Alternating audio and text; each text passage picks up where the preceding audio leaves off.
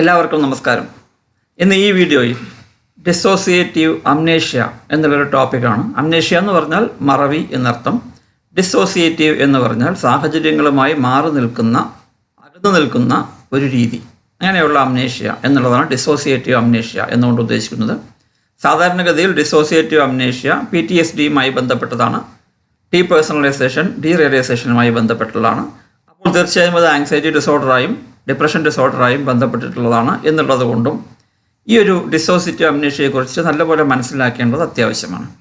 അത് നിങ്ങളെ പല കാര്യങ്ങളും മറന്നു പോകാൻ, നിങ്ങളുടെ ജീവിതത്തിലെ പല ഇൻഫർമേഷനും മറന്നു പോകാനുള്ളൊരു കാരണമായി ഭവിക്കുന്നു ഈ ഡിസോസിയേറ്റീവ് അംനേഷ്യ. ഒരു ട്രോമാറ്റിക് ഇവൻറ്റ് അതിനെ വിറ്റ്നസ് ചെയ്തത് കൊണ്ടുണ്ടാകുന്ന ഒരു പ്രശ്നമാണ് ഡിസോസിയേറ്റീവ് അംനേഷ്യ. ഇത് നിങ്ങൾക്ക് പല ഇൻഫർമേഷനും റീകോൾ ചെയ്യുവാനുള്ള കഴിവ് നഷ്ടപ്പെടുത്തുന്നു. പേഴ്സണൽ ഇൻഫർമേഷൻ ആവാം, അതല്ലെങ്കിൽ നിങ്ങളുടെ ഐഡൻറ്റിറ്റി, നിങ്ങളെക്കുറിച്ചിട്ടുള്ള അറിവുകളാവാം, ഓർമ്മകളാവാം, ഇവയൊക്കെ മറക്കുവാൻ കാരണമാകുന്നു. അതൊരു തരം ഡിസോസിയേറ്റീവ് ഡിസോർഡറാണ്. അതാണ് ഡീപേഴ്സണലൈസേഷൻ, ഡീറിയലൈസേഷൻ എന്ന് പറയുമ്പോൾ ഡിസോസിയേറ്റ് എന്ന് പറഞ്ഞാൽ സാഹചര്യങ്ങളുമായി പൊരുത്തപ്പെടാത്ത രീതിയിലുള്ള ഒരു ഡിസോർഡറാണ്. മറ്റ് ഡിസോസിയേറ്റീവ് ഡിസോർഡേഴ്സ് ഡിസോസിയേറ്റീവ് ഐഡൻറ്റിറ്റി ഡിസോർഡറും അതേപോലെ ഡീപേഴ്സണലൈസേഷൻ, ഡീറിയലൈസേഷൻ. ഈ ഡീപേഴ്സണലൈസേഷനും ഡീറിയലൈസേഷനും ഡിസോസിയേറ്റീവ് ഡിസോർഡർ എന്നുള്ള ഹെഡിങ്ങിന് താഴെയാണ് വരിക. അതേപോലെ ഈ പറയുന്ന ഡിസോസിയേറ്റീവ് അംനേഷ്യയും ഡിസോസിയേറ്റീവ് ഡിസോർഡറിൻ്റെ കാറ്റഗറിയിലാണ് വരുന്നത്. ഈ അംനേഷ്യ സാധാരണഗതിയിൽ വളരെ കുറവാണ്. 1% കുറവ് മാത്രമേ പുരുഷന്മാരിൽ കണ്ടുവരാറുള്ളൂ. സ്ത്രീകളിൽ അത് 2.5% കാണപ്പെടുന്നു. ഇതുമായി ബന്ധപ്പെട്ടിട്ടുള്ള മെമ്മറി ലോസ് എന്ന് പറയുന്നത് മണിക്കൂറുകളാവാം, മിനിറ്റുകളാവാം, ഒരു പക്ഷേ വർഷങ്ങളും ആവാം. വളരെ സിവിയർ ആയിട്ടുള്ള കേസുകളിൽ അവരുടെ ലൈഫ് ഹിസ്റ്ററി തന്നെ ഫാമിലിയെക്കുറിച്ചും ഫ്രണ്ട്സിനെ കുറിച്ചും എല്ലാം ടോട്ടലി മറന്നു പോയേക്കാവുന്ന ഒരു സാഹചര്യം വരാം ഈ ഡിസോസിയേറ്റീവ് അംനേഷ്യയിൽ. അതുമാത്രമല്ല purposefully confused wandering known as dissociative fugue എന്ന് പറയുന്ന പ്രശ്നമുണ്ട്. അവർ കൺഫ്യൂസിങ് ആയി അവർ വാണ്ടർ ചെയ്യും, പല സ്ഥലങ്ങളിലേക്കും അവർ തന്നെ അറിയാതെ കൺഫ്യൂസ്ഡായി പോകും എന്നർത്ഥം. ഇതും ഡെമൻഷ്യയുമായി താരതമ്യം ചെയ്തത്. ഡെമൻഷ്യ മറ്റൊരു പ്രശ്നമാണ്. അതിൽ ഈ ഡിസോസിയേറ്റീവ് ഫൂഗുമായി അത്ര ബന്ധമില്ല. സാഹചര്യവശാൽ ഉണ്ടാകുന്ന ചില മറവി മാത്രമാണ് ഈ ഡിസോസിയേറ്റീവ് ഫൂഗ് എന്ന് മനസ്സിലാക്കണം. ഡെമൻഷ്യയുമായിട്ട് ഇതിനെ കൺഫ്യൂസ് ചെയ്യരുത്. ഇതിൻ്റെ ഡിസോസിയേറ്റീവ് അംനേഷ്യയുടെ സിംറ്റംസ് എന്തൊക്കെയാണ്? സാധാരണഗതിയിൽ മെയിൻ ആയിട്ടുള്ള സിംറ്റം എന്ന് പറയുന്നത് inability to recall important autobiographical information. നമ്മളുമായി ബന്ധപ്പെട്ടിട്ടുള്ള പല ഓർമ്മകളെയും ചികഞ്ഞെടുക്കുവാൻ പറ്റാത്ത അവസ്ഥ, മറന്നു പോകുന്ന അവസ്ഥ. അതാണ് ഏറ്റവും പ്രധാനപ്പെട്ട സിംറ്റം തന്നെ. പല കേസുകളിലും പേഴ്സൺ വിത്ത് ദിസ് കണ്ടീഷൻ, ഈ കണ്ടീഷനുള്ള ആളുകൾ അവർക്കൊരു മെമ്മറി ലോസ് ഉണ്ടാവുന്നത് കൊണ്ട് അങ്ങനെ ഉണ്ടായിക്കോണമെന്നില്ല. മെമ്മറി ലോസ് ഉണ്ട് എന്ന് പോലും അവർ മനസ്സിലാക്കുന്നില്ല. പക്ഷെ അവർ ആകെ കൺഫ്യൂസ്ഡ് ആയിട്ട് കാണപ്പെടും, ഫ്ലസ്റ്റേർഡായി കാണപ്പെടും. അത്രേ ഉള്ളൂ. അവർക്ക് മെമ്മറി ലോസ് ഉണ്ട് അവർക്ക് തന്നെ മനസ്സിലായിക്കോണമെന്നില്ല. അതുകൊണ്ട് തന്നെ ഈ ഇമ്പോർട്ടൻ്റ് ഇൻഫർമേഷനെ കുറിച്ച് സ്വയം മറന്നു പോകുന്നത് കൊണ്ട് ഒരു പക്ഷേ സ്വന്തം പേരും എവിടെയാണ് താമസിക്കുന്നത് എന്ന് പോലും മറന്നു പോകാനുള്ള ഒരു സാഹചര്യം ഉണ്ട്. അതുമാത്രമല്ല അവരിൽ നിന്നും അകന്ന പോലെ, അവരുടെ എമോഷൻസിൽ നിന്നും അകന്ന പോലെ, അവരുടെ ചുറ്റും നിൽക്കുന്ന ആളുകളിൽ നിന്നും അകന്നു നിൽക്കുന്ന പോലെ ഉള്ളൊരു സാഹചര്യം ഉണ്ടാകുന്നു. അവരുടെ ഡെയിലി ഫങ്ഷനിങ്, ഈ മെമ്മറി ലോസിൻ്റെ പ്രശ്നം ഉള്ളതുകൊണ്ട് അവർക്ക് ഡെയിലി ഫങ്ഷനിങ്ങിനെയും അത് എഫക്റ്റ് ചെയ്യാം.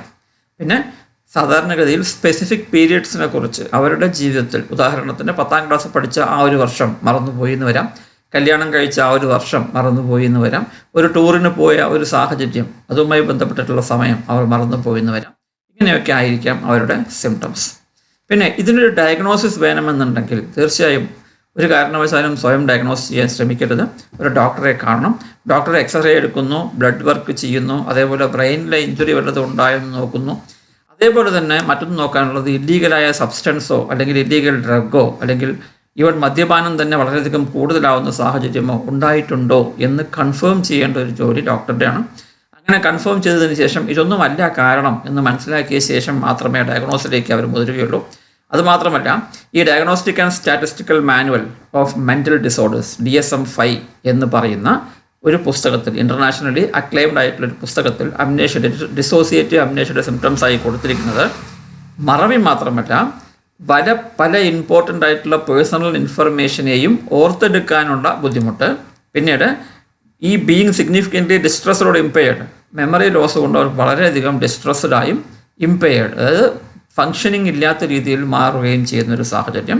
പിന്നെ അത് മാത്രമല്ല, ഒരു ഡ്രഗ് യൂസ് കൊണ്ടോ ന്യൂറോളജിക്കൽ ഒരു മെഡിക്കൽ കണ്ടീഷൻ കൊണ്ടോ അതല്ലെങ്കിൽ മറ്റേതെങ്കിലും സൈക്യാട്രിക് ഡിസോർഡർ കൊണ്ടോ ഉണ്ടായതല്ല ഈ particular problem.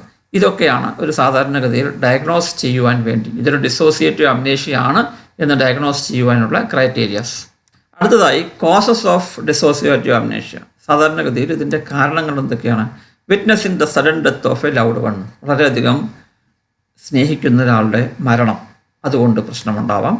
Living through a natural disaster, ഒരു ഭൂകമ്പമോ അതല്ലെങ്കിൽ ഒരു വെള്ളപ്പൊക്കമോ പോലെയുള്ള സാഹചര്യവുമായി കുറേ ദിവസം ജീവിക്കുന്നത്, ഒരു കാർ ആക്സിഡൻറ്റ് സംഭവിച്ച് അതിൽ പെട്ടുപോകുന്നത്, ഒരു നിയർ ഡെത്ത്, മരണം ഉറപ്പായി എന്നുള്ള സാഹചര്യത്തിൽ നിന്നും തിരിച്ചു വരുന്നത്, ഒരു യുദ്ധം കലുഷിതമാക്കിയ ഒരു ഏരിയയിൽ താമസിക്കുന്നത്, അല്ലെങ്കിൽ ഫിസിക്കലിയോ മെൻ്റലിയോ സെക്ഷുവലിയോ അബ്യൂസ് ചെയ്യപ്പെടുന്ന ഒരു സാഹചര്യം, ഇവയിലെല്ലാമാണ് ഈ ഡിസോസിയേറ്റീവ് ഡിസോർഡർ അംനേഷ്യയ്ക്ക് കാരണം. ഇനി ട്രീറ്റ്മെൻറ്റ് എന്തൊക്കെയാണ്? കോഗ്നിറ്റീവ് ബിഹേവിയറൽ തെറാപ്പി തന്നെയാണ് ഏറ്റവും പ്രധാനമായിട്ട് ചെയ്യുന്നത്. അവരുടെ നെഗറ്റീവ് തോട്ട് പാറ്റേൺസ് ആൻഡ് ബിഹേവിയറിനെ പതിയെ പതിയെ മാറ്റിയെടുക്കുന്നു. സൈക്കോ ഡൈനാമിക് തെറാപ്പിയിൽ അണ്ടർലൈയിങ് അൺകോൺഷ്യസ് ഡൈനാമിക്സ്, നമ്മുടെ മനസ്സിലുള്ള അൺകോൺഷ്യസ് മൈൻഡിലുള്ള ചില കാര്യങ്ങളെ മനസ്സിലാക്കി അതിന് ചികിത്സ കൊടുക്കുന്ന രീതിയാണ് സൈക്കോ ഡൈനാമിക് തെറാപ്പി. ഫാമിലി തെറാപ്പിയിൽ ഫാമിലിയിലെ ആളുകളെ മുഴുവൻ ഇൻവോൾവ് ചെയ്യിച്ചു കൊണ്ട് കൊടുക്കുന്ന ഒരു തെറാപ്പിയാണ്. നാലാമത് ക്രിയേറ്റീവ് തെറാപ്പി. ഇതിൽ ആർട്ട് തെറാപ്പി, മ്യൂസിക് തെറാപ്പി, പുതിയ പുതിയ കാര്യങ്ങളിൽ അവരെ ഇൻവോൾവ് ചെയ്തുകൊണ്ട്, വളരെ ക്രിയേറ്റീവായ കാര്യങ്ങളിൽ, പുതിയ കാര്യങ്ങളിൽ ഇൻവോൾവ് ചെയ്തുകൊണ്ട് അങ്ങനെ കൊടുക്കുന്ന ഒരു തെറാപ്പിയാണ് ക്രിയേറ്റീവ് തെറാപ്പി. അതുകൊണ്ട് തന്നെ അവരുടെ ജീവിതം സേഫാണ് എന്നും സെക്യൂർ ആണ് എന്നും നല്ല ഫീലിങ്ങോടുകൂടി ജീവിക്കാൻ പറ്റുമെന്നും നല്ല എമോഷനോടുകൂടി ജീവിക്കാൻ പറ്റുമെന്നും അവർ മനസ്സിലാക്കുന്ന ഒരു സാഹചര്യം.